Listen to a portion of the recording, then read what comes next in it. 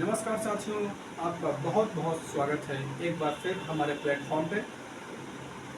Actually अभी हाल ही में योगी सरकार ने एक फरमान जारी किया था, यानी एक आदेश जारी किया था कि अगर कोई रोड पे अगर कोई ठेला लगाता है या किसी का रोड पे अगर ढाबा है या किसी की दुकान है, तो उस ढाबे पर, उस रेडी वाले पर या उस दुकान पर नेम प्लेट लगानी जरूरी होगी। ऐसा इसलिए किया गया है क्योंकि सावन का महीना चल रहा है और कांवड़ यात्रा जोर शोरों से जारी है। इस बीच योगी सरकार ने कांवड़ यात्रियों की सुरक्षा के लिए ऐसा फरमान जारी किया है। इसको लेकर के कुछ मुस्लिम कम्युनिटी ने सुप्रीम कोर्ट में अर्जी डाली कि ये जो आदेश पारित किया उत्तर प्रदेश सरकार ने, ये हमारी जीविका के लिए खतरा पैदा हो सकता है। इसको लेकर के सुप्रीम कोर्ट ने योगी सरकार के इस आदेश को सिरे से खारिज कर दिया और एक बार फिर जो पुरानी व्यवस्था थी वही व्यवस्था फिर से लागू कर दी गई। अब बड़ा मुद्दा ये है कि योगी सरकार ने ये नेम प्लेट का आदेश क्यों पारित किया और सुप्रीम कोर्ट ने इस आदेश को क्यों मतलब कि इस रद्द कर दिया। दरअसल में योगी सरकार ये नहीं चाहती है कि देश में या प्रदेश में मुस्लिम जो हैं वो फले फूले।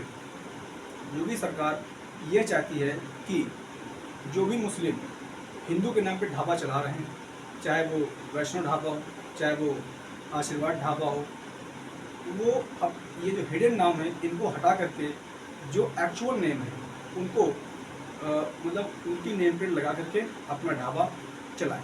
क्योंकि इससे योगी सरकार तर्क दे रही है कि इससे ये होगा कि ये लोग यानी कि मुस्लिम कम्युनिटी के लोग कहीं ना कहीं ये छलावा हिंदू के साथ कर रहे हैं या हिंदू के साथ में बेईमानी की जा रही है। अब इसको लेकर के मुस्लिम पक्ष ने यह तर्क दिया है कि ऐसा कुछ नहीं है, क्योंकि बहुत से हिंदू लोग ये जानते हैं कि ये ढाबा किसका है। अगर हम वैष्णो के नाम से अगर हम ढाबा चला रहे हैं, तो जबकि खाना तो हम आपको शुद्ध शाकाहारी भोजन दे रहे हैं, तो इसमें हिंदू कम्युनिटी को प्रॉब्लम क्या हो सकती है? ऐसे में योगी सरकार को प्रॉब्लम क्या हो सकती है? मुस्लिम पक्ष का ये तर्क है। अब योगी सरकार जब से सुप्रीम कोर्ट का जजमेंट आया है तब से योगी सरकार को बहुत ज़्यादा फटकार लगाई गई है सुप्रीम कोर्ट के माध्यम से।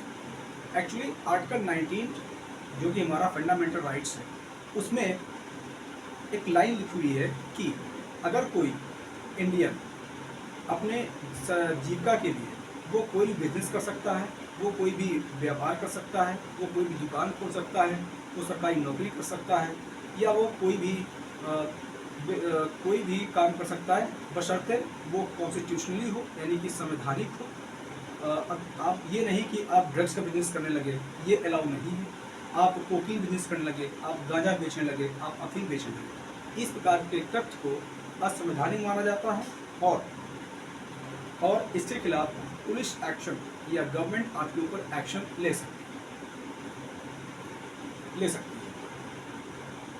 इस प्रकार से आखिरकार योगी सरकार ने इतना बड़ा इस डिसीजन क्यों लिया, इसके पीछे मैं आपको कुछ रीज़न बताता हूँ। एक्चुअली क्या है कि जब से लोकसभा का इलेक्शन का रिजल्ट आया है तब से पूरी की पूरी बीजेपी बौखला गई है। क्योंकि बीजेपी सरकार यानी कि जो बीजेपी की पार्टी है वो ये सोच रही थी कि इस बार हमें उत्तर प्रदेश में लगभग 80 की 80 सीटें प्राप्त होंगी, लेकिन उनको 34 सीटें प्राप्त हुई। इसको लेकर के बीजेपी के अंदर और एक गुस्सा है। दूसरा मुद्दा ये है कि अभी हालिया में विधानसभा उपचुनाव हुए, उसमें भी बीजेपी का सूपड़ा साफ हो गया है।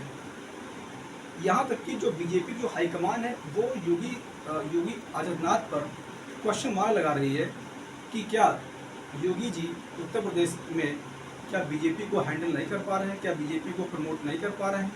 इसको लेकर के बहुत सी अटकलें उठी थी कि क्या बीजेपी हाईकमान है क्या योगी को सीएम पद से हटाने जा रही है?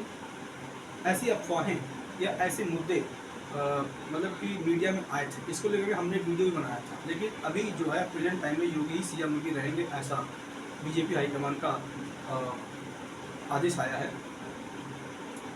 आखिरकार ऐसा मुद्दा क्यों हो रहा है? एक्चुअली दरअसल में क्या है कि हमारे देश के मुस्लिम को टारगेट किया जा रहा है। जहां हमारे देश के मुसलमानों ने अशफाक उल्ला खां जैसे लोगों ने फांसी दी। अशफाक उल्ला खां, उसके बाद में ज़हीर खान, एक रेनोवेड क्रिकेटर ने अपना पूरा कंट्रीब्यूशन देश के समर्पित कर दिया। उसके बाद में डॉक्टर एपीजे अब्दुल कलाम, वीर अब्दुल हमीद और हर्षद मोहानी। उसके बाद में मतलब कि इन लोगों ने देश के ऊपर अपना सबको निछावर कर दिया। यहाँ तक कि अब्दुल कलाम ने तो यहाँ तक कि भारत को और मजबूत किया है, चाहे वो न्यूक्लियर टेस्ट हो, चाहे न्यूक्लियर मिसाइल टेस्ट हो। यहाँ तक कि उन्होंने देश को बहुत मजबूत किया है। तो अगर देश में ऐसे मुसलमान देश का अगर डेवलपमेंट चाहते हैं, अगर देश का विकास चाहते हैं, तो फिर ये योगी सरकार या जो कहें कि उत्तर प्रदेश सरकार, ये इनको टारगेट क्यों कर रही है? हाँ, हो सकता है कि कुछ मुस्लिम जो कम्युनिटी जो कुछ मुस्लिम है, वो हो सकता है कि गलत रास्ते पर जा रहे हैं। ऐसे जो देश में जो नक्सलिज्म है, नक्सलिज्म यानी कि नक्सलवाद, वो भी तो विचारधारा एक देश में विद्यमान है। उसमें तो 80% हिंदू है। तो योगी सरकार क्या करती है कि कॉन्स्टिट्यूशनली और क्या कहते हैं एथिकली सोचती नहीं है, बस वो क्या करती है एकदम से डिसीजन दे देती है, एकदम से आदेश पारित कर देती है कि आज से ये पारित हो गया। सर, ये डेमोक्रेसी है, ये कोई एरिस्टोक्रेसी नहीं है।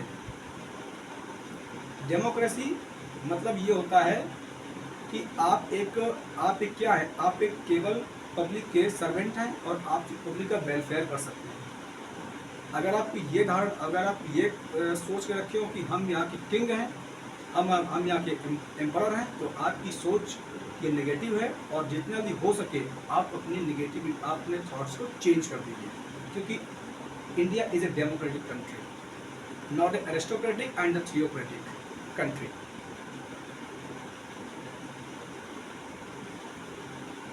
देश संविधान से चलता है, किसी सरकार से या किसी नेता से देश नहीं चलता है। देश चलता है भारत के 140 करोड़ लोगों के आशाओं से, उनके सपनों से, जो आपको करने के लिए ड्यूटी दी गई है। आपको जो ड्यूटी दी गई है, आप उनको वो तो कर नहीं पा रहे हैं। नीट का पेपर लीक हो रहा है, यूपी आरओ पेपर लीक हो रहा है, यूपी पुलिस कांस्टेबल का पेपर लीक हो रहा है। अभी यूपीएससी में धांधली का केस सामने आया है। आप इसको स्ट्रॉन्ग नहीं कर पा रहे हैं। आपको अनएम्प्लॉयमेंट आप काम ही नहीं करना चाहते हैं। बेरोजगारी देश में इतनी व्याप्त है, जब भी स्टूडेंट बात करता है बेरोजगारी बात करता है, आप पाकिस्तान मुद्दा उठा देते हैं। तो इन चीज़ों से ऊपर निकलिए और जो आपको देश की जनता ने या प्रदेश की जनता ने आपको जो जिम्मेदारी सौंपी है, जो रिस्पॉन्सिबिलिटी आपको सौंपी है, आप उस पर काम करिए ना। आप एम्प्लॉयमेंट काम करिए, आप हेल्थ पे काम करिए, आप एजुकेशन पे काम करिए, आप वुमेन सिक्योरिटी पे काम करिए। अब इन मुद्दों को आप काम नहीं करना चाह रहे हैं। बस कभी आपने ये आदेश पारित कर दिया कि आज से ठेले वाले, रिक्शे वाले या जो दुकानदार, ढाबे वाले नेम प्लेट लगाएंगे। इस प्रकार से देश नहीं चलता है। देश चलता है संविधान से। इसलिए सुप्रीम कोर्ट ने आपको फटकार लगाते हुए आपके जजमेंट को, यानी आपका जो निर्णय था उसको नल एंड वॉइड कर दिया है। इसलिए आपसे रिक्वेस्ट है कि आप, यानी उत्तर प्रदेश सरकार जो भी आदेश पारित करे या जो भी स्टेप ले या जो भी जजमेंट ले, सोच समझ के कॉन्स्टिट्यूशनल जजमेंट ले। और लास्ट में एक बार फिर से दोहराना चाहूँगा कि भारत एक डेमोक्रेसी कंट्री है। यहाँ पर संविधान का शासन है। यहाँ पर किसी गवर्नमेंट का या किसी लीडर का शासन नहीं है, क्योंकि Bharat is a democratic, not a aristocratic country, not a theocratic country. आपका बहुत बहुत धन्यवाद। जय हिंद, जय भारत।